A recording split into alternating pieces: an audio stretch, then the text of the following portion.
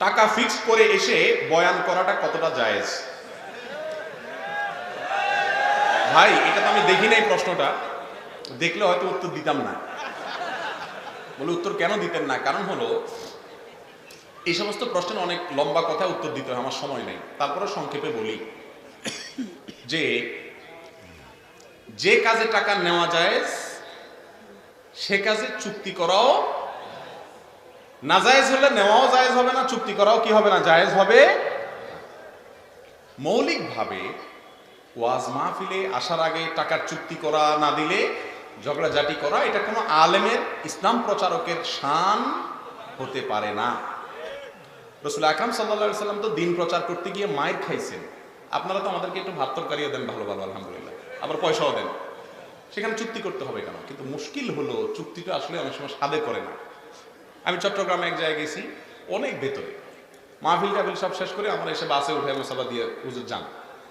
আরে ভাই বুঝলাম যাবো, আমার বাসের ভাড়াটা তো দিবা অন্তত, বাসের ভাড়াও যদি না দাও, আমার তো প্রতিদিন মাহফিলে যাওয়া লাগে, তো আমি বাপদাদা জমি বেশি এসে মাহফিল করবো নাকি? এখন মুশকিল হলো যে আয়োজকরাও অনেক সময় দায়িত্বশীল আচরণ করেন না, আবার আলেমরাও আলেমের শানের থেকে বাইর হয়ে যান, এটাকে পয়সা কামানোর মাধ্যম বানায় ফেলছে। এটা কখনো কোনো আলেমের শান হতে, আমি তো বলি যে এক জায়গায় কম দিলে আরেক জায়গায় একটু বেশি দিয়েছে, আলহামদুলিল্লাহ গড়ে সমান হয়ে যাবে। কিন্তু আয়োজকদেরও দায়িত্বশীল ভূমিকা রাখা উচিত। অনেক ওলামা ইকরাম দেখা যায় যে ওয়াজ মাহফিল করতে গিয়ে, কয়েকদিন আগে কোনো আলেম জানে গাড়ি অ্যাক্সিডেন্ট করে, নতুন গাড়ি শেষ হয়ে গেছে, সাদিক আজহারি সাহেব না, এরকম অনেক ওলামা ইকরাম আছে। মৌলানা হাসান জামিল সাহেব একবার দেখলাম যে মাহফিল থেকে আসার সময় গাড়ি শেষ হয়ে গেছে, এটা গাড়ির দাম কত? তো এই জন্য মাহফিলের আয়োজকরাও দায়িত্বশীল ভূমিকা রাখা উচিত। মাহফিলের নাম দিয়া লাখ লাখ টাকা উঠাইয়া হুজুরের কোন রকম বিদে ডেকে ডেকে বাকিগুলো ভাগযোগ করে নিয়ে নিলেন, অথবা বাকিগুলো দিয়ে অন্য কোনো কাজ করলেন। ভালো করে শুনে রাখেন, মাহফিল আয়োজকরা অনেক সময় টাকা উঠাইয়া, টাকা বাঁচায়, ইচ্ছাকৃত টাকা বাঁচাইয়া, লাগবে 2 লাখ উঠাইলেন 5 লাখ, বাকি 3 লাখ আপনি অন্য অন্য তথাকথিত ভালো কাজ করলেন, এটা কিন্তু জায়েজ। হ্যাঁ, আপনি কার্পণ্য করলেন না, এরপরও কিছু থেকে গেছে, সেটা দিয়ে যে কোনোটা ভালো কাজ করতে পারেন, কিন্তু আপনি প্ল্যান করেছেন, মানুষ থেকে নিয়েছেন, মাহফিলের কথা বলে আপনার উদ্দেশ্য হলো 10 টাকা খরচ করে 20 টাকা বাঁচাবো, আমার অন্য কোনো টার্গেট আছে, এটা হলো প্রতারণা, এটা জায়েজ নাই। অতএব শুধুমাত্র হুজুরদের বিরুদ্ধে মাসালা ঢুকাই দিলেন, আয়োজকদের বিরুদ্ধে 2-4টা বলেন। আল্লাহ আমাদের সবাইকে আল্লাহর ভয় অন্তরে লালন করার তৌফিক দান করুন। তবে এইভাবে টাকা হাঁকাইয়া এবং এটা নিয়ে বার্গেনিং করে, বাড়াবাড়ি করে ওয়াজ মাহফিল করা কোনো আলেমের শান হতে পারে না। আমি আপনার কাছে জানতে চাই, যারা বিভিন্ন কোম্পানির কাছ থেকে, ডাক্তাররা বিভিন্ন কোম্পানির কাছ থেকে নগদ টাকা উপঢৌকন গ্রহণ করার বিনিময়ে ওই কোম্পানির প্রোডাক্ট লিখেন, এটা শরীয়ত সম্মত কিনা? এই বিষয়ে আমাদের একটা ভিডিও আছে, এটা দেখে নিতে পারেন। সংক্ষেপে শুধু এটুকু বলি, ডাক্তারদের জন্য ঔষধ কোম্পানি গিফট, টাকা পয়সা, বিভিন্ন সুবিধাদি, এগুলো গ্রহণ করা জায়েজ নাই। গ্রহণ করার একমাত্র পদ্ধতি হলো, নতুন একটা প্রোডাক্ট কোনো কোম্পানি বের করেছে, ডাক্তারকে সেটা পরিচিত করার জন্য স্যাম্পল দিয়েছে, এটুকু জায়েজ হতে পারে। কিন্তু আমাদের দেশে যেটা হয় আমরা জানি, এই বিষয়ে আমি একটা ভিডিওতে কিছু কথা বলেছি, বলার পরে বাংলাদেশের একজন এনবিআর একজন কমিশনার, উনি আমাকে ফোন করে বলতেছেন, ভাই আপনার ভিডিওটা হয় নাই। আমি বললাম কেন? বলে যে আপনি প্রকৃত অবস্থা যদি জানতেন আরো কড়া করে বলতেন। উনি বললেন যে আমি এক ওষুধ কোম্পানির মালিককে ডাকে আনছি আমার অফিসে, এনে মায়ের ছাড়া বাকি সবকিছু তাকে দিছি, কারণ আমার ওয়াইফের একটা অ্যান্টিবায়োটিক কিনতে গেছি 95 টাকা করে। আমি খোঁজখবর নিয়ে দেখলাম যে ওইটার কস্ট মাত্র 15 না 20 টাকা, আর বাকিগুলো যায় হলো এই উৎকোচ ডাক্তারদেরকে এমনি সেমনি দিতে দিতে, গরিব রোগীদের ক্ষতি হয়। একজন ডাক্তার, তিনি প্রেসক্রিপশন করার বিনিময়ে আমার কাছ থেকে যে ফি নিয়েছেন, এর কারণে তিনি বাধ্য আমাকে সুপরামর্শ দিতে। তিনি তলে তলে যদি ঔষধ কোম্পানির রিপ্রেজেন্টেটিভের কাজ করেন, ওষুধ বেচার ধান্দায় থাকেন, তাহলে এটার নাম প্রতারণা, এটা জায়েজ নাই। আমাদের দেশে মেয়ে বিবাহ দেওয়ার পরে বিভিন্ন সময়ে নানান ধরনের উপঢৌকন পাঠানো হয়, যেমন শীতের নাস্তা, কোরবানি, গরুর মাংস, মশলা ইত্যাদি। এগুলো সম্পর্কে কি বলবেন? মেয়ে বিয়ের পরে বিভিন্ন ধরনের উপঢৌকন পাঠানো হয়। দেখেন, আমি সবসময় বলি এই কথাগুলো, মেয়ে বিয়ের পরে যৌতুক নেওয়া, সেটা পিঠার নাম দিয়া হোক, ফলের নাম দিয়া হোক, এটা হলো সবচেয়ে বড় নির্লজ্জতা এবং নিকৃষ্ট ডাকাতি। নিকৃষ্ট ডাকাতি। ঠিক বলে জোগাড় দিয়া লাভ নাই। যুবকরা হিম্মত করেন, আমার বিয়েতে শ্বশুরবাড়ি থেকে কোনো সুতাও নেব না ইনশাআল্লাহ। মুরব্বীরা নিয়ে নিলে ফেরত দেন, নিয়ে থাকলে ফেরত দিয়ে দেন। শেখ বলতেছেন, ভালো কথা বলছেন, নিয়ে থাকলে ফেরত দেন। দেখেন ভাইরা আমার বিয়েতে আমার শাশুড়ি একটা ফ্রিজ দিয়েছেন, তখন 10,000 টাকা দাম একটা ফ্রিজ দিয়েছেন। আমার ওয়াইফকে আমি বলেছি এটা আমি তো ঘরে ঢুকতেই দেবো না, এটা ফেরত দিয়ে আসতে হবে। যাই হোক, অনেক জোরাজোরি করে এটা দিছে। আমি 3-4 বছর ব্যবহার করার পরে হাদিয়া দিছে, এখন কিছু করার না, জোর করে 3-4 বছর ব্যবহার করার পরে আমি 2009 সালে যখন সৌদি আরব চলে যাই, ওইটা আবার কৌশলে শাশুড়ির বাসায় দিয়ে আমি চলে গেছি। আজ দৌড় কালে দৌড়, আর ফেরত নেই। যুবকরা বা মুরব্বীরা অনেক সময় করে কি জানেন, মাসালা ঘুরায় নেয়।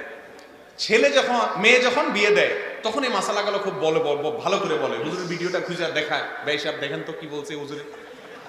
কিন্তু আবার নিজের ছেলেটা যখন বিয়ে করায় তখন আবার আমতা আমতা করে, কয় না খুশি হয়ে দিলে তো যায় যাচ্ছে। এই রোগটা আমাদের মধ্যে আছে না নাই? যৌতুক অভিশাপ, যৌতুক সামাজিক অভিশাপ। দিনদার কপালে সিল লাগায় ফেলছেন সিজদা করতে করতে, এই সিলে কোনো কাজ হবে না যদি এই যৌতুক নেন। লজ্জা থাকা উচিত। মেয়ের বাপ, অন্যদিক চলে যায় আমার কথা, আমি শেষ করি। মেয়ের বাপ মেয়েটাকে জন্ম দেওয়ার পরে বড় করা পর্যন্ত লক্ষ লক্ষ টাকা ইনভেস্ট করছে, কি করে না মেয়ের জন্য। আপনি ছেলে তো শ্বশুর মশাইকে যাই বলা উচিত, আব্বা জান এই মেয়েরে পড়াইছেন, MA পাস করেছেন আপনি, আর ওই MA পাসের সার্ভিসটা দিচ্ছে আমার ঘরে, আমার বাচ্চা কাচ্চা পড়াচ্ছে, ঠিক না ঠিক? অসুস্থ ছিল, সুস্থ করছেন আপনি, এখন কাজ করতেছে আমার বাসায়, ঠিক না ঠিক? সব পয়সা খরচ করলেন আপনি, সার্ভিসটা নিচ্ছি আমি। অতএব কত খরচ হয়েছে বলেন, মানুষের মূল্য তো দিয়ে পারা যায় না, অন্তত সার্ভিস ফি বা খরচগুলো অন্তত দেই। এটা করা উচিত যুবকদেরকে। উল্টে আরো বেহায়ার মতো বলে যে মেয়ে জন্ম দিছো কেন, এই জন্য তোমার শাস্তি, পিঠা দাও, আম দাও, কাঁঠাল দাও, নির্লজ্জের মতো। এর চাইতে ভিক্ষা করা অনেক বেশি উত্তম। কোরবানির গরু দেয়। আবার বিয়ের সময় মেয়ের বাড়িতে কতজন যাবে সেটা নিয়ে বার্গেনিং করে, 500 লোক যাবে, 600 লোক যাবে। খানার এত তল পড়ে গেছে, এত নির্লজ্জ হইতে হবে কেন? নাম রাখে বরযাত্রী, আমি বলি বদযাত্রী। বদযাত্রী, বদ। বিয়ের মধ্যে একটা খাওয়া আছে শুধু, মেয়ের বাড়িতে হবে। ঠিকঠাক বলে চিল্লাবেন, কিন্তু কাজের বেলা তো কিছু হয় না, সবই তো হয় তলে তলে সবাই করে। হিম্মত করবেন? আমি আলহামদুলিল্লাহ বলতে পারি যে কথাগুলো বলছি এগুলো সবগুলো আমার বিয়েতে আমি অ্যাপ্লাই করেছি। আমার শ্বশুর বাড়িতে বলছে যে বাবা মেহমান কয়জন আসবে, আমি বললাম আমার বাপ অভিভাবক হিসাবে থাকবে আর আমার মামা থাকবে, 2জন সাক্ষী লাগে, 2জন থাকবে আর আমি 3 নম্বর। আলহামদুলিল্লাহ বহুত জোরাজোরির পরে, কান্নাকাটি পরে, কোন রকম টেনে টুনে 8 জন না 9 জন নিছি আমি। এরপরে অনেক যুবক আছে যে মেহমান নিয়ে শ্বশুর বাড়ি যায় ওঠে, এমন নির্লজ্জ। যাক, আমি আর এদিকে আর যাচ্ছি না, এগুলো হারাম কাজ, এগুলো জায়েজ নেই ভাই। যৌতুকের বিরুদ্ধে সংগ্রাম করতে হবে। শুধু কাল ওই কপালে সিল লাগানো দিনদারি না, নামাজ পড়বেন আর এগুলোও ঠিক করবেন তো ইনশাআল্লাহ। প্যান্টের সমস্যার অজুহাতে সালাত পরিত্যাগ করার বিধান কি? প্যান্টের সমস্যার কারণে অনেক যুবক ভাই বা অনেক বিভিন্ন বয়সের ভাইয়েরা দেখা যায় নামাজ পড়ে, নামাজ পড়তে বললে বলে যে হুজুর প্যান্টে একটু অসুবিধা আছে না? এরকম রোগ। পুরুষ মানুষ, সুস্থ মানুষ, ডায়রিয়ার রোগীও না, কিছু না, প্যান্টে কি অসুবিধা হবে? প্যান্টে অসুবিধা হওয়ার তো কোনো কারণ থাকতে পারে না। প্যান্টে অসুবিধা থাকবে কেন? পেশাব করার পর পবিত্রতা অর্জন করবেন, পানি দিয়ে ধৌত করবেন, পবিত্র করবেন। পেশাব করার পর যদি আপনি পবিত্রতা অর্জন না করেন, আপনাকে সালাত আদায় করতে হবে, সেটা তো আছেই। এছাড়া আপনার পেশাবের ফোঁটা যদি আপনার রানে, আপনার শরীরের কোনো অংশে লাগে, এটা কি আপনার স্বাস্থ্যের জন্য ভালো না খারাপ? অ্যালার্জি হবে, নানা রকমের রোগ বালাই হবে, এটা অপরিচ্ছন্ন, এটা নোংরামি। এই জন্য একজন নামাজি মানুষের চাইতে পরিচ্ছন্ন পবিত্র কেউ হতে। মুসলমানের প্যান্ট আবার খারাপ হবে কেন? এটা ছোট বাচ্চা যদি বলে যে আঙ্কেল আমার 3 বছর বয়স, আমার প্যান্ট খারাপ, এটা মানা যায়, ঠিক না ঠিক? ও পানি খরচ করতে যায় না। একজন যুবক মানুষ তাগড়া, দুনিয়ার সব বুঝে, পেশাব করার পরে যে পানি নিতে হয় এতটুকু বুঝে না, আবার ভাব চক্কর, জামায় কাপড়ে মনে হয় যে বিশাল স্মার্ট মানুষ উনি, ভিতরের অবস্থা হলো যে কাপড় খারাপ। এটা বলতেও তো লজ্জা হওয়ার কথা। ভাইরা আমার, নামাজের জন্য কাপড় খারাপ এ অজুহাত আল্লাহর কাছে চলবে। প্যান্ট নষ্ট হলে প্যান্ট পাল্টায় আসেন। কারোর কাছে একটা গামছা নিয়ে গামছা পরে নামাজ পড়েন, সতর ঢাকলেই হলো হাঁটু থেকে, নাভি থেকে হাঁটু পর্যন্ত পুরুষরা। অতএব প্যান্ট খারাপের অজুহাতে নামাজ ত্যাগ করা হারাম, কোন অবস্থাতে জায়েজ। ডবল শাস্তি হবে। নামাজ পড়লেন না, আবার অপবিত্র থাকলেন, অপরাধ 2টা করলেন। আল্লাহ বলেছেন ওয়াফিয়াবাকা ফাতাহির, কাপড়কে কি করো? পবিত্র করো। যদি আয়াতের অন্যান্য ব্যাখ্যা আছে। অতএব যুবক ভাইরা, নামাজ ত্যাগকারী ব্যক্তি নিজেকে মুসলমান দাবি করার নৈতিক অধিকার। ওমর ফারুক রাদিয়াল্লাহু তাআলা আনহু বলেছেন, লা হাজ্জা ফিল ইসলামে লিমান তারাকাস সালাহ, যে ব্যক্তি নামাজ পড়ে না ইসলামে তার কোনো হিস্সা নাই, অংশ নাই, তার কোনো অধিকার নাই নিজেকে মুসলমান দাবি করার নৈতিকভাবে। নামাজ ত্যাগ করলে সে ব্যক্তি ইমানদার থাকে কিনা এটা নিয়ে ইখতিলাফ আছে ইমামদের মধ্যে, ডেঞ্জারাস একটি বিষয়, ইমান আছে কিনা এটা নিয়ে কথা আছে। অতএব আমাদের সমাজে মানুষ নামাজ তো পড়ে না, আবার পড়তে বললে বা বেশি বললে বলে নামাজ না পড়লে কি হয়েছে, ইমান। ব্যাপারটা এরকম হয়ে গেল যে ব্রাশও করে না, মেসওয়াকও করে না, কিন্তু বলে ব্রাশ মেসওয়াক না করলে কি হয়েছে, আমার মুখ পরিষ্কার আছে। এই দাবিকারী যেরকম মিথ্যাবাদী, নামাজ না পড়ে আবার ইমান আছে দম্ভ ভরে, এই দাবিকারীও সত্যবাদী হতে পারে। দ্বিতীয় প্রশ্ন, বিয়ে করার উদ্দেশ্যে প্রেম করা যাবে কিনা, শরীয়তের দৃষ্টিতে এই ধরনের প্রেমের পরিণতি কি? ভাই, বিয়ের উদ্দেশ্যে প্রেম, অনেকে মনে করে যে প্রেম তো বেশিরভাগ হয় টাউটগিরি, বাটপারি, বেশিরভাগ তো হলো শয়তানি উদ্দেশ্যে হয়। তো কেউ মনে করে আসলে কিয়ামত নিকটবর্তী হয়ে গেছে, তো এখন যেই চোরে সব নিয়ে যাওয়ার পরেও মালিকের পকেটে কিছু টাকা রাখে যায় যে বেচারা অন্তত সকালে উঠে নাস্তাটা করতে পারে, সেই চোর মনে করে যে আমি এই যুগের অনেক বড় নেককার মানুষ। এখন বিবাহ বহির্ভূত সম্পর্ককে আল্লাহ তাআলা হারাম করেছেন, এটা হারাম। এখানে সামাজিক কোনো কমিটমেন্ট থাকে না, কোনো সাক্ষী থাকে না, রেজিস্ট্রেশন নিবন্ধন কাবিন থাকে, যার কারণে যা খুশি তা হয়। এই যে আনুষ্কা বিহানের মতো ঘটনাগুলো এর জ্বলন্ত, হয়তো একটা প্রকাশ হয়েছে, তলে তলে এরকম কত যুবকের জীবন ধ্বংস হয়ে যাচ্ছে, ঠিক না ঠিক? এই জন্য বিবাহ বহির্ভূত সম্পর্ককে আল্লাহ তাআলা হারাম করেছে। প্রশ্নকর্তা জানতে চেয়েছেন এগুলোর পরিণতি কি? ভাই, পরিণতি হলো এই তথাকথিত প্রেমের মাধ্যমে যে সম্পর্কগুলো হয় এগুলো খুব বেশি একটা টিকে। আজকাল একটা স্লোগান বের হয়েছে যে অপরিচিত একটা ছেলে মেয়ে বিয়ের পরে হঠাৎ করে তার সাথে থাকতে হবে, বিষয়টা কেমন হয়ে গেল, একটু আগে থেকে গেট টুগেদার, একটু বোঝাপড়া হলে ভালো। খুব ভালো কথা। আমি সব জায়গায় বলি, মুরব্বী চাচাদেরকে জিজ্ঞাসা করে দেখেন,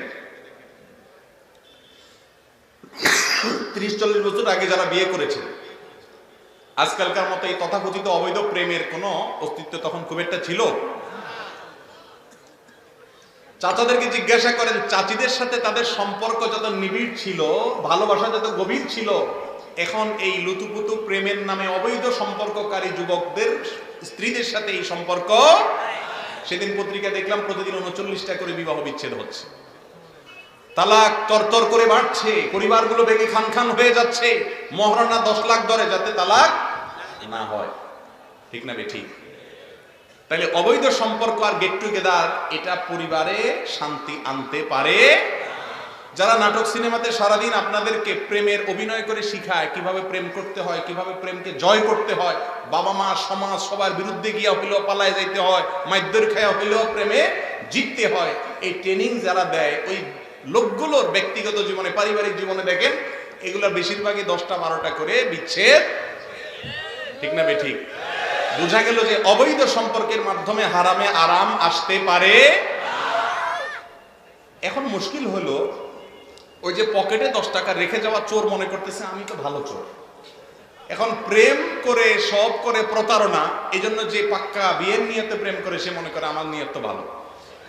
প্রেমের নিয়তে বিয়ে করা যদি জায়েজ হয়, তাহলে কোরবানির নিয়তে গরু চুরি করাও জায়েজ হবে। কথা বুঝতে পারছেন? যদি আরেকজনের গরু নিয়ে আসেন, আপনার নিয়ত ঠিক আছে, নিয়ত কি আছে? ঠিক আছে, আপনি কোরবানি করবেন, বিসমিল্লাহ আল্লাহু আকবার বলে খালেস নিয়তে আল্লাহকে খুশি করার জন্য কোরবানি করছেন, আরেকজনের গরু চুরি করে, জায়েজ হবে? আপনার নিয়ত হলো বিয়ে করবেন, বুঝলাম, নিয়ত বুঝলাম ভালো, কিন্তু কাজটা করতেছেন খারাপ, বিবাহ বহির্ভূত সম্পর্ক, তবে এটা কি হবে না? হালাল হবে? নাম্বার 3, হস্তমৈথুনের শরঈ বিধান কি? এক্ষেত্রে অভ্যস্তদের আত্মনিয়ন্ত্রণের উপায় কি? খুবই গুরুত্বপূর্ণ একটি প্রশ্ন। আজ যুব সমাজ ধ্বংসের দ্বার প্রান্তে চলে যাচ্ছে। অনেক যুবকরা ব্যক্তিগতভাবে আমাদেরকে জানান, ভাইরা আমার, হস্তমৈথুন একটি হারাম এবং কবিরা গুনাহ। জেনা করা যেরকম গুনাহ হারাম, হস্তমৈথুন করাটাও কি হারাম। আল্লাহ রাব্বুল আলামিন কোরআনে কারীমে সূরা মুমিনুন 18 নম্বর পারার প্রথম সূরা আল্লাহ তাআলা বলেছেন ওয়াল্লাযীনা হুম আনিল লাগবি ওয়াল্লাযীনা লিফুরুজিহিম হাফিজুন ইল্লা আলা আজওয়াজিহিম আও মা মালাকাত আইমানুহুম ফাইন্নাহুম গায়রু মালুমিন ফামান ইবতাগা ওয়ারাআ যালিকা ফাউলাইকা হুমুল আদুন। বৈধ স্ত্রীর মাধ্যমে যৌন চাহিদা চরিতার্থ করা ছাড়া অন্য যত পদ্ধতিতে মানুষ যৌন চাহিদা চরিতার্থ করে হাত দিয়ে বা অন্য কোনো উপায় হস্তমৈথুনের মাধ্যমে, আল্লাহ বলেছেন তারা হলো সীমা লঙ্ঘনকারী। তারা কি? তার মানে হারাম। একটি যঈফ হাদিসে এসেছে লাআনাল্লাহু নাকে হাইয়াদি, যে ব্যক্তি হস্তমৈথুন করে আল্লাহ লানত তার উপরে বর্ষণ হয়। যদি এই হাদিসের সনদ নিয়ে অনেক মুহাদ্দিসগণ আপত্তি তুলেছেন, কিন্তু এই ব্যাপারে পৃথিবীতে কোনো আলেমের দ্বিমত নাই যে হস্তমৈথুন করা একটা হারাম কাজ, একটা হারাম। এটা দুনিয়ার জন্য যেমন ধ্বংস, আখিরাতের জন্য ধ্বংস অনিবার্য।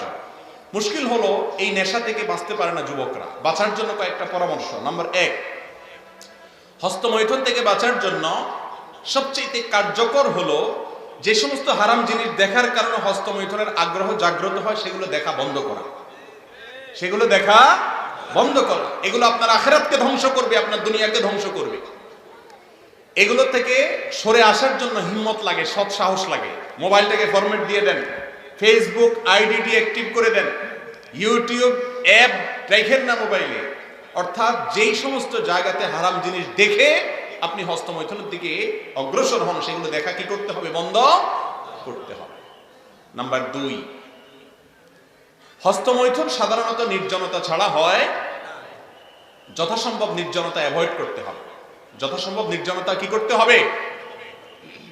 যাতে একাকী রুমে না থাকেন, কোন একজন বন্ধু যেন থাকে, কোন একজন মানুষ যেন থাকে। একা একা যথাসম্ভব থাকবেন না। রুমে থাকলে দরজা কখনো আটকাবেন না। এক কথা, নির্জনতাকে এড়াইয়া চলবেন। এগুলো নিজেকে সংশোধন করার জন্য সংগ্রাম। নাম্বার 3, আল্লাহর কাছে একটু মনে মনে দোয়া করবেন নামাজের পরে। আল্লাহ, আমার ক্ষমতা না নিজেকে নিয়ন্ত্রণ করা। আল্লাহুম্মা আতি নাফসি তাকওয়াহা ওয়া যাক্কিহা ওয়া আনতা খায়রু মান যাক্কাহা। আল্লাহ, আমার মনটাকে কন্ট্রোল করা, শয়তানের প্ররোচনা থেকে আমাকে বেঁচে থাকার মতো শক্তি আপনি দেন, আপনি আমাকে বাঁচায় দেন। আল্লাহর কাছে কি করবেন? দোয়া করবেন। এগুলোর মাধ্যমে ইনশাআল্লাহ আল্লাহ তাআলা আমাদেরকে হেফাজত করবেন। আর সর্বশেষ এবং 4 নম্বর হলো, বিবাহ করার ন্যূনতম ক্ষমতা থাকলে দ্রুত বিবাহ করে ফেলবেন। আর প্রবাসীরা খুব দ্রুত প্রবাস শেষ করে দেশে চলে আসবে। এগুলোর মাধ্যমে ইনশাআল্লাহ হস্তমৈথুন থেকে নিরাপদ হওয়ার সুযোগ ইনশাআল্লাহ তৈরি হবে। এরপরে প্রশ্ন, পর্নোগ্রাফি দেখার ফলে শরীর থেকে নির্গত তরল পদার্থের কারণে গোসল ফরজ হয় কিনা? প্রথম কথা হলো, পর্নোগ্রাফি দেখা হারাম। এই হারাম কাজ করার পর আপনার শরীরে কোনো অবস্থা হোক বা না হোক, এই দেখাটাই কি হারাম। এরপরে আসুন, যদি তরল পদার্থ বের হয় পেশাবের আগে অথবা পেশাবের পরে যেরকম বের হয়, এরকম আঠালো কোনো কিছু পানির মতো বের হলে সেক্ষেত্রে ওযু ভেঙে যাবে, গোসল ভঙ্গ হবে না। বীর্যপাত হওয়ার আগ পর্যন্ত গোসল ভঙ্গ হবে না। এরকম হলে কাপড় লাগলে কাপড়ের ওই জায়গাটা শুধু ধুয়ে ফেললে চলবে, আর ওযু করলে কি হয়ে যাবে? নামাজ পড়া যাবে। এরপরে আসুন, ফ্রি ফায়ার ও পাবজি গেম খেলার বিধান কি? প্রথম কথা হলো ভাইরা আমার, আমরা আগেই বলেছি রহমানের বান্দাদের বৈশিষ্ট্য হলো তারা অনর্থক অহেতুক কাজ করতে পারে না। অহেতুক কাজ করা এটা কোনো ইমানদারের বৈশিষ্ট্য হতে, সফল ইমানদারদের বৈশিষ্ট্য সম্পর্কে আল্লাহ তাআলা কোরআনে কারিমে 18 নম্বর পারা সূরা মুমিনে বলেছেন ওয়াল্লাযীনা হুম আনিল লাগবি মুরিদুন, যারা অনর্থক কাজ থেকে কি করে? বেঁচে থাকে। এইজন্য অনর্থক কাজ থেকে বেঁচে থাকতে হবে। গেম খেলা এটা কি অর্থবহ কাজ না অনর্থক কাজ? কিন্তু আজকাল অনেক সময় গেম খেলে পয়সা কামানো যায়, এটাকে একেবারে অনর্থক বলা যায় না। কিন্তু এই পদ্ধতিতে অর্থ কামাইকে ইসলাম সমর্থন করে। এটা আর্থসামাজিক উন্নতির জন্য তেমন কোনো ভূমিকা রাখে না। এটা প্রোডাক্টিভ কোনো কাজ না, এটা জীবনকে শেষ করে দেয়। ভাইরা আমার, যেই খেলা দেখার পরে আরো স্থূলতা তৈরি হয়, যেই খেলা দেখার পরে আরো অলসতা তৈরি হয়। লুডো আমরাও ছোটবেলায় যে খেলি নাই তা তো না, কিন্তু লুডো খেলার পরে মনে প্রশান্তি অনুভব হয় না, আরো অস্থির লাগে। হারলে তো মনে হয় যে দুনিয়াটা শেষ করে ফেলি, আরো অবস্থা খারাপ, তাই না? এই জাতীয় গেমস মোবাইলে হোক, আপনার লুডো জাতীয় হোক, এগুলো খেললে মনের ভিতরে আরো অস্থিরতা তৈরি হয়। ইসলাম খেলাকে সমর্থন করে, ফিজিক্যাল খেলা, দৌড়াদৌড়ির খেলা। সতর ঢেকে ফুটবল খেলেন, কোনো টাকা নিজেরা লেনদেন করা ছাড়া, ক্রিকেট খেলেন এডিকশন ছাড়া, হারাম কোনো কাজ না করে, শুধুমাত্র শরীরের কসরতের জন্য যদি কোনো খেলা খেলেন, সেগুলোর মাধ্যমে শরীরের মধ্যে স্ফূর্তি আসে, কর্মস্পৃহা তৈরি হয়, মনটা প্রফুল্ল হয়। আধা ঘন্টা ফুটবল খেলেন, কোনো হারাম লেনদেন টেনদেন ইত্যাদি ছাড়া, সকল হারাম বাদ দিয়ে ফুটবল খেলেন, খেলার পরে দেখবেন নিজের ভিতরে একটা ফ্রেশনেস অনুভব হবে। এই জন্য ফিজিক্যাল খেলা ইসলামে কি আছে? জায়েজ আছে, শর্ত সাপেক্ষে। আর এই জাতীয় পাবজি গেম, নামই হলো পাবজি। এখন কি কারণে পাবজি অজেতা মিয়ার নামের কারণ যায় না, তবে পাপ আছে শুরুতে, অতএব এটা হালাল না হারাম জিজ্ঞেস করার দরকারটা কি? আর দ্বিতীয় কথা হলো যে এই যে পাবজি, ফ্রি ফায়ার, এই সমস্ত গেমগুলোর ভিতরে অনেক শিরকের উপাদান আছে। সব মিলিয়ে এটা কোনো মুসলমানের জন্য খেলা কি নাই? যুবক ভাইরা, সময় কাটানোর জন্য আপনারা গেম খেলেন, আমি জানি যে সময় কাটে না। আপনাদের হাতে এত সময় যে সময় কাটানোর জন্য গেম খেলা লাগে। আর সাহাবা ইকরামের এত অল্প সময় ছিল যে রাসূলের কাছে বলতে, ইয়া রাসূলুল্লাহ কদ কাসুরা আমালুল ইসলামে কদ কাসুরা আলাইনা, ইসলামের এত কাজ ইয়া রাসূলুল্লাহ কখন আমরা করে শেষ করব, এটা সংক্ষেপ করে দেন। রাসূল আকরাম সাল্লাল্লাহু আলাইহি ওয়াসাল্লাম সংক্ষিপ্ত রূপ বলে দিতেন। আর আমাদের হাতে এত সময় যে নামাজ পড়ে, রোজা রেখে, হজ, যাকাত, প্রতিদিন এক পারা কোরআন তেলাওয়াত, ইসলাম শোনা শিখা সব করার পরে আরো এত হিউজ সময় যে পাবজি গেম খেলে সময়টা কাটাইতে হয়। আবার ঠিকও বলে, মাহফিলের ঠিকের কোনো ঠিক নাই। জি ভাই, এগুলো জায়েজ নেই। এলাকার অধিকাংশ তরুণ প্রযুক্তির অপব্যবহারের কারণে এ ধরনের পর্নোগ্রাফিতে আসক্ত। আমরা কতিপয় যুবক সমষ্টিগতভাবে বিষয়টি নিয়ে সাধ্য অনুযায়ী কাজ করছি। এবারে আপনার পরামর্শ, দিক নির্দেশনা কামনা করছি। পর্নোগ্রাফি নিয়ে পরামর্শ চাচ্ছেন ভাই, আমরা হস্তমৈথুন নিয়ে যে পরামর্শগুলো দিয়েছি সেই পরামর্শগুলোই এখানে রিপ্লেস করবেন এবং অবশ্যই নেককার বন্ধুদের সাথে থাকবেন। বিশেষ করে যুবক ভাইদেরকে বলছি, যে বন্ধু আপনার হারাম থেকে বাঁচতে শিখে, খুব কঠিন এবং সব এরকম যুবকের সংখ্যা খুবই কম। আল্লাহ বলেছেন, ইয়া আইয়ুহাল্লাযীনা আমানুত্তাকুল্লাহ ওয়া কুনু মাআস সাদিকিন, হে ঈমানদাররা তাকে অবলম্বন করা, তার উপায় হলো সত্যবাদী বা ভালো মানুষদের সাথে থাকো। অতএব এই পর্নোগ্রাফি থেকে দূরে সরে আসার জন্য ভালো পরিবেশ, নেককারদের সান্নিধ্য, ভালো মানুষদের সাথে থাকার কোনো বিকল্প হতে পারে না। কোনো ব্যক্তি যদি অনেকের কাছে ঋণ চেয়ে ঋণ না পাওয়ার পর সুদের দ্বারস্থ হয়, তাহলে ওই সব মানুষ গুনাহগার হবে কিনা যাদের কাছে টাকা থাকার পরও ঋণ দেয় নাই? খুবই দরকারি একটি প্রশ্ন। ভাইরা আমার, কেউ ঋণ চাইলো, আপনার কাছে টাকা আছে কিন্তু আপনি দেন নাই, বেচারা বাধ্য হয়ে সুদে ঋণ নিতে হয়েছে, তাহলে সেক্ষেত্রে আপনি গুনাহগার হবেন কিনা? উত্তর হলো, যদি ওই লোককে ঋণ না দেওয়ার কোনো যৌক্তিক কারণ না থাকে, সম্পদের মোহে মায়ায় আপনি ঋণ দেন নাই, তাহলে তো আপনি অবশ্যই আল্লাহর কাছে কিছু না কিছু দায় আপনার থাকবে। তবে এর কারণে আপনি হারাম কাজ করেছেন এবং তার সুদের দায়ভার পুরো আপনাকে বহন করতে হবে এমন কোনো কথা নাই। কারণ ইসলামে ঋণ দেওয়াটাকে ফরজ করা হয়, কিন্তু ঋণ দেওয়া অনেক বড় ইবাদতের কাজ। কোন কোন ক্ষেত্রে কোন কোন হাদিসে আসছে যে দানের চাইতে পর্যন্ত বেশি সওয়াব হয় কিসে? ঋণ দিলে। কোন কোন ক্ষেত্রে এই জন্য ঋণের কালচারটা আবার ফিরে আসতে হবে। যে গ্রামে গঞ্জে সুদের বিশাল বড় প্রচলন, অহরহ প্রচলন, এগুলার অন্যতম বড় কারণ হলো হালাল ঋণ দেওয়ার সিস্টেম। আজ আমরা হুজুররা শুধু মাসালা বললে হবে না, তো মানুষকে হালাল ঋণ দেওয়ার সিস্টেম চালু করতে হবে প্রচলিত আইন এবং নিয়ম অনুসরণ করে। অতএব ব্যক্তিগতভাবে এক অন্যকে ঋণ দিতে সম্পদের মোহের কারণে অস্বীকৃতি জানানো উচিত। মুশকিল হলো, ঋণ যে দিবে, ঋণ তো নিতে পারলে আর পাওনাদারকে চিনেও না। এরপরে এমন একটা ভাব যে ওই লোকটা যেন ভিক্ষুক, ভিক্ষা চাইতে আসে। এই রোগটা এখন আমাদের সমাজে ব্যাপক আকার ধারণ করেছে, তাই না? একটা হাদিস শুনেন, সহিহ বুখারীতে আসছে, রাসূল আকরাম সাল্লাল্লাহু আলাইহি ওয়াসাল্লাম বলেছেন, খিয়ারুকুম আহসানুকুম খায়রুকুম আহসানুকুম কাদাআ, তোমাদের মধ্যে সবচেয়ে ভালো মানুষ হলো ওই ব্যক্তি যে ব্যক্তি বাকি নেওয়ার পরে, ঋণ নেওয়ার পরে সেটাকে পরিশোধ করার ক্ষেত্রে ভালো মানুষের পরিচয় দেয়, ওয়াদা ঠিক রাখে। দোকান থেকে একবার বাকি নিতে পারলে আর ওই দোকানের সামনে দিয়া হাঁটে না, আর চিনেই না। এটা কোনো মুসলমানের চরিত্র হতে। অতএব যারা ঋণ দেয় না তাদেরকে এককভাবে দোষ দেওয়া যাবে না।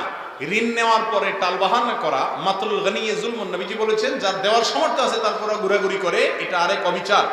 অতএব ভাইরা আমার, শুধুমাত্র নামাজ কালাম পড়া, টুপি লাগানো আর দাড়ি রাখা এটার নাম ইসলাম না। এটা ইসলামের অনেক গুরুত্বপূর্ণ অংশ। ইসলামের অতীব গুরুত্বপূর্ণ অংশ হলো নিজের চরিত্র, লেনদেন এগুলোকে ঠিক করা।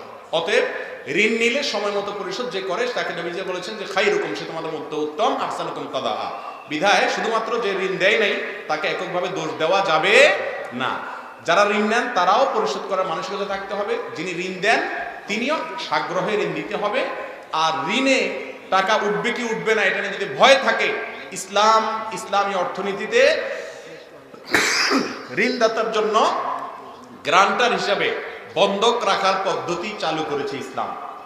তার থেকে কোনো কিছু বন্ধক রাখেন, টাকা দিতে অস্বীকৃতি জানলে ওই জিনিসটা যথা নিয়মে এলাকার মুরব্বীদের মাধ্যমে বিক্রি করে টাকা উসুল করবে। তাহলে তো আর তার বাহানা করার কি থাকে না, সুযোগ থাকে না। আর ঋণ দিলে লিখে নিবেন। আল্লাহ বলেছেন ইদা তাদায়ানতুম বিদাইনিন ফাকতুবু, লেনদেন করলে, ঋণের লেনদেন করলে কি করতে হবে? লিখিত করতে হবে। আজকাল লিখিত করতে চায় না, বলে যে না না মাথা খারাপ, আপনার সাথে যে সম্পর্ক আমার কি লিখবো টিখবো।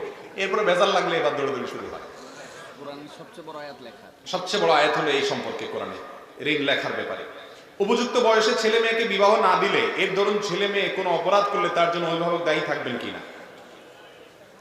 অবশ্যই দায়ী থাকবেন। আল্লাহ রাব্বুল আলামিন কোরআনে কারীমে বলেছেন তোমরা তোমাদের অধীনস্থদেরকে বিবাহ দাও। কেন? ইউগনিহিমুল্লাহু মিন ফাদলি, তোমরা বিয়ে দিলে আল্লাহ তাআলা তাদেরকে তাদের দারিদ্র কি করবেন? দূর করে দিবেন। মুরব্বীরা বিয়ে দেন না, বলে যে নিজের পায়ে নিজে দাঁড়াও আগে। আমি সব সময় বলি যুবক কি আরেকজনের পায়ে দাঁড়ায় আছে নাকি? এরপরে বলে নিজের পায়ে দাঁড়ায়। আরে বাবা, ও তো নিজের পায়ে দাঁড়ায় আছে মাশাআল্লাহ। নিজের পায়ে দাঁড়ানোর এটা ডেফিনিশন জন কি, এটা এক একজনের কাছে এক এক রকম। কারোর কাছে লক্ষ লক্ষ টাকার মালিক হলে তারপরে যায় নিজের পায়ে দাঁড়ানো। মনে রাখবেন, বিবাহ করার জন্য কি দরকার? মহারণা দেওয়ার মতো, মিনিমাম মহারণা দেওয়ার মতো কোনো যোগ্যতা থাকা, অর্থনৈতিক, এবং স্ত্রীকে ডাল ভাত খাওয়ানোর মতো ক্ষমতা থাকা। রিক্সা চালালে তো ডাল ভাত খাওয়ানো যায়, এইটুকু ক্ষমতা থাকলেই তার বিয়ে করা জায়েজ আছে। আর এটারও যার ক্ষমতা নাই সে রোজা রাখবে। আজকাল মুরব্বীরা ছেলেদের মেয়েদের বিয়ে দিতে দেরি করতে করতে করতে করতে এত বেশি দেরি করে ফেলেন যে তারা তলে তলে অনেক হারাম সম্পর্ক করে। অবশ্যই এর দায়ভার মা বাপ এড়াতে পারবেন। বিবাহের অন্যতম উদ্দেশ্য হল চরিত্রের সংরক্ষণ, হেফাজত। অতএব চরিত্র যদি সন্তানের নষ্ট হয় মা বাবার অবহেলার কারণে, মা বাবা আরো পয়সা চায়, পয়সাওয়ালা চায়, তাহলে সেক্ষেত্রে অবশ্যই মা বাবার কি হবে? গুনাহ হবে। একজনের বিবাহিত স্ত্রী অন্যের সাথে পালিয়ে বিয়ে করলে জায়েজ হবে কিনা এই প্রশ্ন করার কোনো প্রয়োজন নেই। এই জন্য শুরুতে বলেছি আসওয়ালু নিসফুল ইলম, আদর্শ প্রশ্ন জ্ঞানের অর্ধেক। এই প্রশ্ন তো করার দরকার নাই, আপনারা তো সবাই কম বেশ। একজনের বউ আরেকজনের বিয়ে করলে এটা জায়েজ হওয়ার কোনো কারণ থাকতে পারে? কোনো কারণ থাকতে পারে না। যতক্ষণ পর্যন্ত কারোর সাথে বৈবাহিক বন্ধনে আবদ্ধ আছে, বিশেষ করে অনেক প্রবাসীর ক্ষেত্রে এরকম হয়, দেশের ক্ষেত্রে যারা দেশে আছেন তাদেরও হয়, যে একজন স্ত্রী আরেকজনের সাথে চলে যাচ্ছে। যদি চলে যায়, ওখানে যত বিয়ে পড়াক না কেন, মক্কা শরীফের ইমাম সাহেব এসেও যদি বিয়ে পড়ান, বিয়ে হবে? হারাম হবে, জেনা হবে। আল্লাহ তাআলা আমাদের বোঝার তৌফিক দান করুন। নামাজে বুকে হাত বাঁধলে এবং আমিন জোরে বললে অনেকে এটাকে ফিতনা বলে। তাহলে ফিতনা আসলে কাকে বলে? ভাই, নামাজে জোরে আমিন বলা এটা বিভিন্ন হাদিস দ্বারা প্রমাণিত আছে। হাদিসের উপর আমল করলে সেটা ফিতনা হতে যাবে কেন? হ্যাঁ, ফিতনা তখন হবে আপনি যদি যে আস্তে আমিন বলছে, আস্তে আমিন বলার সপক্ষেও বিশুদ্ধ হাদিস আছে। আপনি যদি বলেন যে না তোমার নামাজ হয় না, তুমি রাসূলের তরিকা নামাজ পড়ো না, এই সমস্ত কথা বলে যদি বিশৃঙ্খলা করেন, তাহলে সেক্ষেত্রে সেটা অবশ্যই কি হবে? ফিতনা হবে। আমরা আজকাল অসহনশীল হয়ে গেছি ভাইরা। আমাদের মসজিদগুলোতে সুদখোর, ঘুষখোর, টিনচোর, গমচোর, সব ধরনের অপরাধীরা আসতে পারে, সবার জন্য উন্মুক্ত। কিন্তু কেউ জোরে আমিন বললে বা বুকে হাত বাঁধলে বলে যে তুই মসজিদে আসবি। অনেক মসজিদে এই রোগটা আছে না নাই? একই বাড়াবাড়ি বিপরীত দিক থেকেও বা সব পক্ষ থেকেই কম বেশ হয়, কেউ কম করে বেশি করে। ভাইরা আমার, এই সীমা লঙ্ঘন করা ইসলামে জায়েজ। যে ভাই কোন হাদিসের উপর আমল করছে তাকে অ্যাপ্রিসিয়েট করা উচিত। অনেক যুবক নামাজই পড়ে না, তাদের ব্যাপারে আপনার কোনো মাথা ব্যথা নাই। ওই বেচারা হাদিসের উপর আমল করছে, তার বিরুদ্ধে লাগছেন, আপনার বিবেককে জিজ্ঞাসা করেন আপনি কোনো ভালো কাজ করছেন না অন্যায় কাজ করছেন। এটা কখনো ভালো কাজ হতে পারে না। সেই সাথে যুবককেও খেয়াল রাখতে হবে যে ওলামাদের বিরুদ্ধে অথবা ইমাম সাহেবদের বিরুদ্ধে অথবা মুসল্লিদের বিরুদ্ধে খেপিয়ে তোলার মতো মূর্খতাসুলভ কাজও যেন না হয়। ভাগ্য যদি নির্ধারণ হয়েই থাকে তবে আমরা কেন আল্লাহর কাছে হায়াত, রিজিক, সুস্থতা কামনা করি? এজন্য কামনা করব যে ভাগ্যে কি লেখা আছে আমরা জানি না, অতএব ভাগ্যটা বিশ্বাস করতে হবে আর কর্মটা আমাকে ঠিকই সম্পাদন করতে হবে। দোয়া হলো কর্ম, ভাগ্য হলো বিশ্বাসের বিষয়। আমার বিশ্বাস থাকবে, হবে সেটাই যেটা আল্লাহ চাইবেন। কিন্তু তাই বলে আমি চেষ্টা না করে বসে থাকবো? আমাকে চেষ্টা করতে হবে। ভাগ্যের জায়গায় ভাগ্য বিশ্বাস করবে। এক হুজুরকে এরকম ধরছে আটকানোর জন্য, বলে যে হুজুর ও নামাজ পড়ে না। বলে যে নামাজ পড়ে না কেন? বলে হুজুর আমি তো আসলে নামাজ পড়তে চাই, যেহেতু আল্লাহর হুকুম ছাড়া কিছুই হয় না, তো এই জন্য আমি আসলে মসজিদে যাচ্ছি না। আল্লাহ আমার নামাজে নেওয়ার মনে হুকুম নাই, আমার ভাগ্যে লেখা আছে আমি এখন শুয়ে থাকবো, এই জন্য আমি শুয়ে আছি।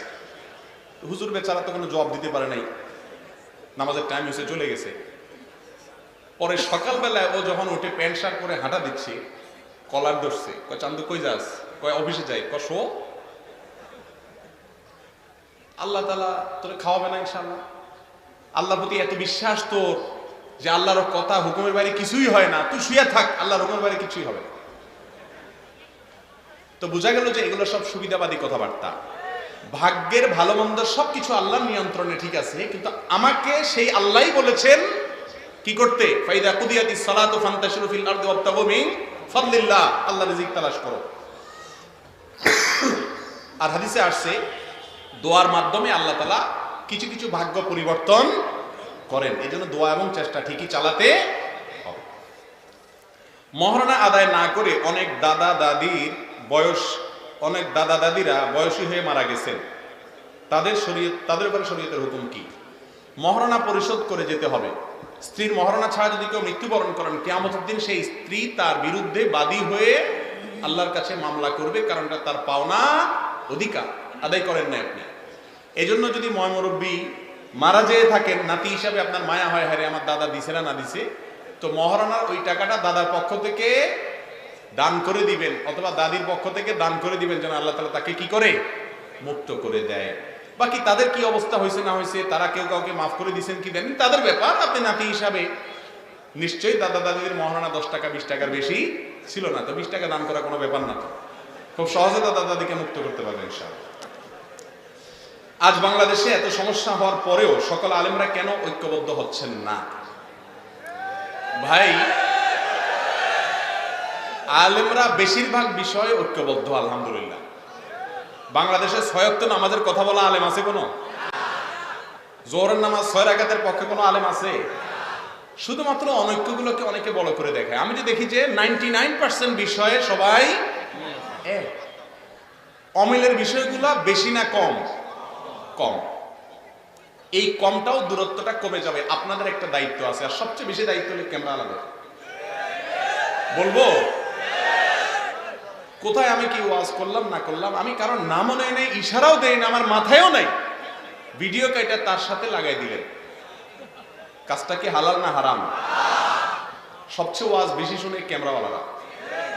আর ওয়াজ শোনার পরে আবার এই যে আকামটা করেন, আল্লাহর কাছে জবাবদি করা লাগবে কি লাগবে না বলেন? ওলামা একরামের একজনের সাথে আরেকজনকে বাঁধানোর জন্য ভক্তদের দায় অনেক বেশি। আমার ভক্ত ওনার 14 গোষ্ঠী উদ্ধার করতেছে, আছে না নাই? ওনার ভক্ত আবার আমার 14 গোষ্ঠী উদ্ধার করতেছে। কিয়ামতের ময়দানে আল্লাহর কাছে যখন আপনি ধরা খাবেন, গালি দেওয়া কি হালাল কাজ না হারাম কাজ? আপনি যখন গালি দিলেন, ওনার ছবি বিকৃত করলেন, কিয়ামতের দিন আমি কি আল্লাহর কাছে যাই বলবো আল্লাহ এটা আমার ভক্ত, আল্লাহ ওর কিছু করবেন না, খবরদার ওর দিয়ে দেন, এরকম কথা? আপনার হুজুর নিজেদের উপরে থাকবে, আপনার কোত্থেকে বাঁচাবে? নিজের আমল নিজেকে বাঁচাবে, আল্লাহর রহমতে ইনশাআল্লাহ। অতএব ওলামাদের মধ্যে ঐক্য সৃষ্টি হোক যদি চান, কাউকে ভক্তি করেন ভালো কথা করতে যাবেন সোশ্যাল মিডিয়াতে, ফেসবুকে কোথাও লেখালেখি করবেন না, এটা আপনাদের দায়িত্ব। মানতে পারবেন ইনশাআল্লাহ? আর আমার ইউটিউবার ভাইরা বললেও লাভ হবে কিনা আল্লাহ জানে ভালো। আপনারা এই যে ভিডিও কাটাকাটি করা, ভাই ভিউ একটু বেশি হবে কিন্তু আল্লাহর কাছে যাওয়া লাগবে না, সেটা মাথায় রেখে অ্যাডসেন্স করে পয়সা হয়তো কয়টা একটু বেশি পাবেন বুঝলাম, কিন্তু এটা কারণে আল্লাহর কাছে জবাবদিহি করতে হবে কি হবে না? আল্লাহ আমাদেরকে সবাই তার ভয় অন্তর ধারণ করার তৌফিক দান করুন। ফজরের আজানের আগে কোরআন তেলাওয়াত, দুরূদ শরীফ পড়া যাবে কিনা বা গজল বলা যাবে কিনা? আজানের আগে কোনো কিছু বলার কোনো নির্দেশ ইসলামে, ইসলাম হলো মুহাম্মদ রাসূলুল্লাহ সাল্লাল্লাহু আলাইহি ওয়াসাল্লাম যেভাবে করতে বলেছেন সেটা করার নামই কি? মন গড়া কোনো কিছু করলে সেটার নাম কি হবে না? ইসলাম হবে। চট্টগ্রামের দিকে আছে যে আজানের আগে কি কি কতগুলা বলে, এবং অনেক এলাকাতে আছে যে মুয়াজ্জিন সাহেব মাইকে আগে অনেক কিছু বলে। আপনি যত ভালো কাজই করেন না কেন, রাসূল করিম সাল্লাল্লাহু আলাইহি সাল্লাম যা করতে বলেন নাই সেটাকে যদি আপনি যোগ করেন, এটার নাম হলো বেদাত। এটার নাম কি? আর সকল বেদাতের ঠিকানা কোথায়? জাহান্নাম। এটা করা যাবে না। আজানের আগে কোনো কিছু বলতে হয় নাই, বলা হয় নাই। আজানের পরে দোয়া বলবেন, দুরূদ পড়বেন। অবসর ভাতা সুদ হবে কিনা? অবসর ভাতা সুদ হতে যাবে কেন? অবসর ভাতা জায়েজ আছে, তবে অবসর ভাতাকে বিভিন্ন স্কিমে আপনি যদি লাগান সেটা সুদ হওয়ার প্রশ্ন আসতে পারে, কিন্তু অবসর ভাতা এটা সুদ নয়। বিবাহের পর একদিন সংসার করার পর জানতে পারলে সৎ ভাই বোন এখন ইসলামী বিধান কি? এটা তো আগে থেকে জানা উচিত ছিল, এটা ত্রুটি হয়েছে। যদি এটা পরে জানা যায় সঙ্গে সঙ্গে বিচ্ছিন্ন হয়ে যেতে হবে, কারণ সৎ ভাই বোনের সাথে বিবাহ কি নাই? জায়েজ নাই। ইসলামের দৃষ্টিকোণ থেকে বিয়ের আগে তো প্রেম করা হারাম, কিন্তু যারা প্রেম করে বিয়ে করে তাদের বিয়ে কত পার্সেন্ট হালাল? ভাই এটা তো উত্তর আমরা দিয়ে ফেলেছি, তারপরে শুধু এটুকু বলি যে বিবাহ যদি করে, অনেকে মনে করে আপনার কালো টাকা সাদা করার একটা সিস্টেম আছে না, তো মনে করে যে প্রেম করার পরে বিয়ে করে ফেললে বোধহয় আগেরগুলো সব সাদা হয়ে যায়। না, এটা ভুল কথা। যদি বিয়ে করেন তাহলে বিয়ে করছেন ভালো কথা, কিন্তু আগে যে আকাম কুকাম করছেন সেটা বিয়ের কারণে মাফ হবে। জামাই বউ দোনোজন আল্লাহর কাছে চোখের পানি ফেলে মাপ চান আর লজ্জিত হন। নির্লজ্জের মতো হারাম কাজ করেছেন, আল্লাহর কাছে মাপ চাইতে হবে। বিয়ে করলে আগেরটা কি হয়ে যাবে না? হালাল হয়ে যাবে না, তাও বিবাহ হয়ে যাবে, সমস্যা নেই। ধূমপানের ক্ষতি কি কি? ধূমপান করা কি হারাম? ধূমপান মানুষের স্বাস্থ্যের জন্য ক্ষতি করা, ইসলামের জন্য ক্ষতিকর কোনো কিছু মানুষের গ্রহণ করা, খাওয়া জায়েজ নাই। আল্লাহ বলেছেন আতুল কুবিয়াদিকুম ইলা তাহলুকা, নিজেদেরকে শেষ করিও না। ধূমপান এটা ক্ষতিকর কিছু নেওয়া জায়েজ নাই। আল্লাহু আকবার উচ্চারণ করার সময় আকবরের রাকে টেনে পড়া ঠিক হবে কিনা? না, ঠিক হবে কেন? তাজবিদের সাথে বলতে হবে আল্লাহু আকবার, আল্লাহু আকবার, এরকম বলা যাবে না। অনিচ্ছাকৃত হয়ে গেলে অসুবিধা নাই, কিন্তু শুদ্ধটা শেখার চেষ্টা করতে হবে। ইসলামের দৃষ্টিতে হালাল কোনো খেলাধুলা আছে কিনা এটা আমরা বলেছি, কোন খেলাধুলা হালাল হারাম। বাবার 3 সন্তানের মধ্যে প্রথম সন্তানের নামে কিছু জমি বাবা লিখিত দেওয়া হয়েছে, বাকি 2 সন্তানকে কিছু সম্পত্তি ওসিয়ত করে গেছে। বাবা মারা যাওয়ার পর বড় সন্তান ওসিয়ত মানতে রাজি না। এই সমস্যার ইসলামিক সমাধান কি হবে? বাবা যদি জীবদ্দশায় একটা সন্তানের নামে ওসিয়ত করে যান যে তাকে এই সম্পদটা তোমরা দিও, তাহলে বাবা হারাম কাজ করেছেন। বাবা হারাম কাজ করেছেন। নোমান ইবনে বাশীর রাদিয়াল্লাহু তাআলা বাবা তার এক সন্তানকে কিছু সম্পদ দিয়েছেন, এসে রাসূলের কাছে বলছেন ইয়া রাসূলুল্লাহ আমার অমুক ছেলে কেটে দিয়েছেন। তিনি বলেছেন তোমার তো আরো সন্তান আছে, সবাইকে সেভাবে দিয়েছে সমানভাবে? বলি ইয়া রাসূলুল্লাহ দেই নাই। তখন বলেছেন ইত্তাকুল্লাহ ওয়া আদিলু বাইনা আওলাদিকুম আও আবনাইকুম, আল্লাহকে ভয় করো এবং সন্তানদের ব্যাপারে ন্যায়নিষ্ঠ আচরণ করো। অনেক বাবা মা বিশেষ করে গ্রামাঞ্চলে ছেলে মেয়ে যাটার সাথে একটা লাইন গেট আছে ওর নামে জমি কিছু লেখা দেয়, হারাম, কিয়ামতের মধ্যে আল্লাহর কাছে দাঁড়াইতে হবে। এমনকি যে ছেলে আপনার বেশি আদর করে, বেশি খেয়াল করে, ওর জন্য আপনি বেশি জমি দিলে লিখে দিবেন, সেটাও কি হবে না? জায়েজ হবে না। কারণ আপনার ঘরে জন্মগ্রহণ করার কারণে তার অধিকার হয়ে গেছে আপনার সম্পদে ভাগ পাওয়া। কেউ যদি আপনার সাথে সদাচরণ করে আল্লাহর কাছে সে উত্তম বিনিময় পাবে, কেউ করে না সে শাস্তি পাবে। কিন্তু জমি আপনি দেওয়ার ক্ষেত্রে, সম্পদ দেওয়ার ক্ষেত্রে হেরফের করতে পারবেন না। অতএব বাবার এই ওসিয়ত মানা কোনো জরুরি না। রফিল আদান করা সুন্নত, কিন্তু ইমাম সাহেব যদি রফিল আদান না করেন, মুক্তাদি যদি রফিল আদান করেন, কোনো গুনাহ হবে কিনা? কোনো অসুবিধা নেই। ইমাম কোনো সুন্নত না পালন করলে মুসল্লি যে করবেন এমন কোনো কথা নাই। জানাজায় দাঁড়িয়ে ইন্নী ওয়াজ্জাহাতু পড়া জায়েজ আছে কিনা? জানাজা বলতে জায়নামাজে বোধহয় বলছেন। জায়নামাজে দাঁড়ানোর দোয়া হলো ইন্নী ওয়াজ্জাহাতু, এটা আমাদের দেশে প্রচলিত আছে। আমি বলি ভাই রাসূলের যুগে জায়নামাজই ছিল না, দোয়া থাকবে কোত্থেকে? জায়নামাজ ছিল রাসূল সাল্লাল্লাহু আলাইহি ওয়াসাল্লামের যুগে, তাহলে দোয়া পড়বে কোত্থেকে? ইন্নী ওয়াজ্জাহাতু এটা হলে দোয়ায়ে ইস্তিফতা সানা, সুবহানাকাল্লাহুম্মার জায়গায় কি পড়বেন? ইন্নী ওয়াজ্জাহাতু পড়বেন পারলে, কিন্তু জানামাজে দাঁড়ানোর কি নাই? আলাদা কোনো দোয়া নাই। এটা বগদাদি কায়দাতে আছে বা বিভিন্ন বই পুস্তকে আছে, কোরআন হাদিসে কোথাও নাই। ইসলামিক পোশাক বলতে কি বোঝায়? সতর ঢাকা কি ইসলামিক পোশাক নয়? শুধুমাত্র পাজামা পাঞ্জাবি কি ইসলামিক পোশাক?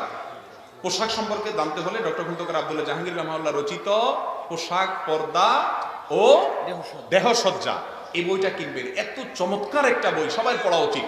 এখানে স্যার রহমাহুল্লাহ অমুসলিমদের অনেক গবেষণার কথা উল্লেখ করেছেন।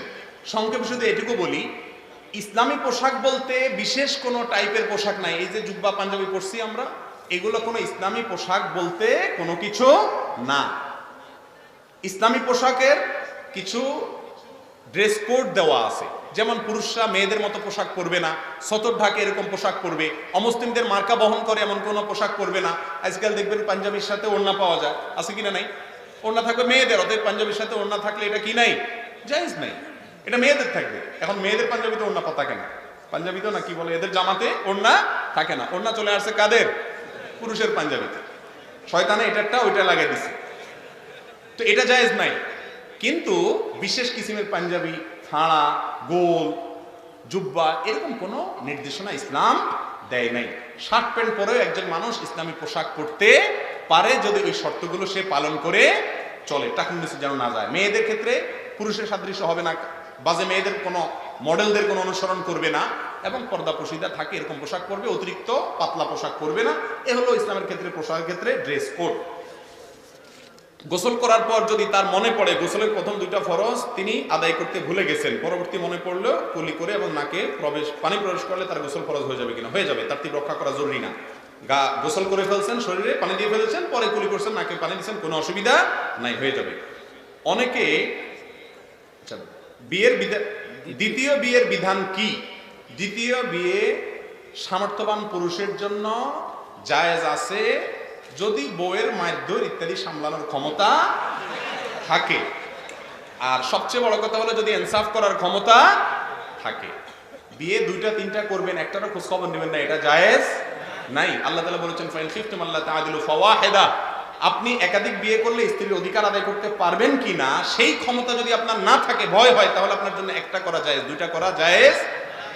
এই দেশে একাধিক বিয়ে, অনেক রিকশাওয়ালা ভাইয়েরা, অনেক শ্রমিক ভাইয়েরা, অনেক সাধারণ মানুষ নামাজ কালাম নাই, দিনদারি নাই, ইসলাম বুঝে না, দুইটা তিনটা বিয়ে করে এক একটা এক এক জায়গায় ভালো রাখছে, খোঁজ খবর নেয় না। এরা একাধিক বিয়েকে কি করে ফেলেছে? বদনাম করে ফেলেছে। বাংলাদেশে ছেলের সংখ্যা বেশি না মেয়েদের সংখ্যা বেশি?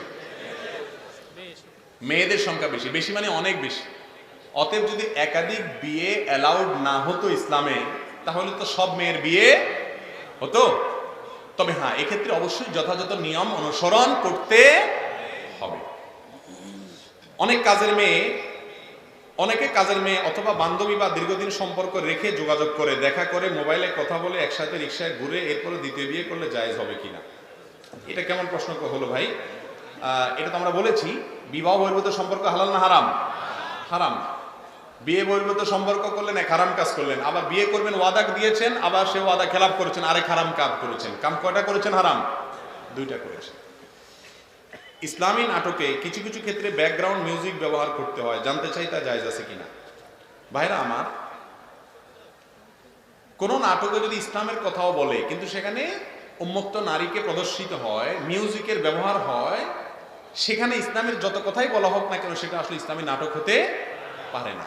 হারাম কোনো জিনিস থাকলে সেটা ইসলামী হওয়ার সুযোগ নাই। নাম শুধু ইসলামী দিয়ে দিলেই কি হবে না? ইসলামী নাটক হয়ে যাবে না। ইসলামিক গান পাওয়া যায়, যত ইসলামী সঙ্গীত আছে শতকরা 1% 2% আছে কিনা আমার সন্দেহ আছে। ম্যাক্সিমাম ইসলামী সঙ্গীতে ব্যাকগ্রাউন্ডে এত সূক্ষ্ম মিউজিক আছে যেটা ধরার ক্ষমতা।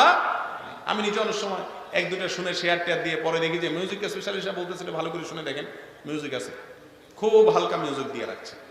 বহুত কঠিন হয়ে গেছে বলে আমাদের জন্য। ইসলামের নাম দিয়া ইসলামী গান, ইসলামী অমুক, ইসলামী তমুক, কয়েকদিন পর ইসলামী জেনা বাইরে হয় কিনা আল্লাহ জানে। আল্লাহ তো আমাদের হৃদায়াত দান করুন। ইউটিউবে দেখা যায় কফি গাছে একটি ফল ধরে, ওই ফল বিড়ালের মতো একটি প্রাণী খেয়ে থাকে, তারপর ওই প্রাণী মল ত্যাগ করলে তা থেকে কফি তৈরি হয়। দেখেন ভাই, ইউটিউবে যা দেখবেন, এটা এই ভিডিওতে কতটা অথেন্টিক আমি জানি না, আর যে বিষয় আমি জানি না সে বিষয়ে কথা বলা একজন মুসলমানের জন্য জায়েজ। এ বিষয়ে আমি কোনো কথা বলছি না, আমি মৌলিক কথা বলছি। ইউটিউবে কিছু দেখলেই এসে সেটা বলতে হবে, বিশ্বাস করতে হবে, এর কোনো কারণ নাই, কারণ সেখানে সবকিছু কি হয় না, সত্য কথা বলা হয় না। আরেকটা প্রশ্ন আছে, একজন আলিম বলেছেন কারোর রক্তের গ্রুপ অমুকটা থাকলে সে ভালো হবে, অমুকটা থাকলে সে খারাপ হবে, সম্পর্কে আপনার বক্তব্য কি? দেখুন, কারোর শরীরে বিশেষ কোনো ব্লাড গ্রুপ থাকলে তিনি আল্লাহওয়ালা হবেন, অমুক ব্লাড গ্রুপ হলে তার রক্তের গ্রুপটা অমুক হলে তিনি আখিরাত বিমুখ হবেন, এরকম কোনো ধারণা কোরআন হাদিস তো আমাদেরকে দেয় নাই। তবে গবেষকরা মানুষের রক্তের গ্রুপ নিয়ে গবেষণা করে অমুক রক্তের গ্রুপের মানুষের মধ্যে এরকম প্রবণতা থাকে, অমুকের মধ্যে এরকম প্রবণতা থাকে, এরকম কোনো কথা যদি কোনো গবেষক বলেন, তাহলে সেই গবেষকের নাম উল্লেখ করে, সূত্র উল্লেখ করে জাস্ট তার গবেষণাকে উল্লেখ করা যেতে পারে, কিন্তু সেটাকে একেবারে অথেন্টিক এবং নিশ্চিত করে মানুষকে বলা উচিত নয়। আল্লাহ রাব্বুল আলামিন তাকওয়া, দিনদারি, এটা আল্লাহ প্রদত্ত।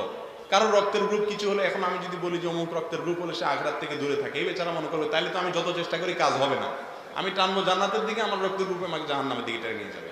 তো এত সহজ সমীকরণ করা উচিত না। আর বিশেষ করে এই সমস্ত বিষয় অনেক স্পর্শকাতর, অনেক ভেবে চিন্তে কথা বলতে হবে। আল্লাহ তাআলা আমাদেরকে বুঝার তৌফিক দান করুন। জাযাকুমুল্লাহু খায়রান ওয়া আখিরু দাওয়ানা আলহামদুলিল্লাহ।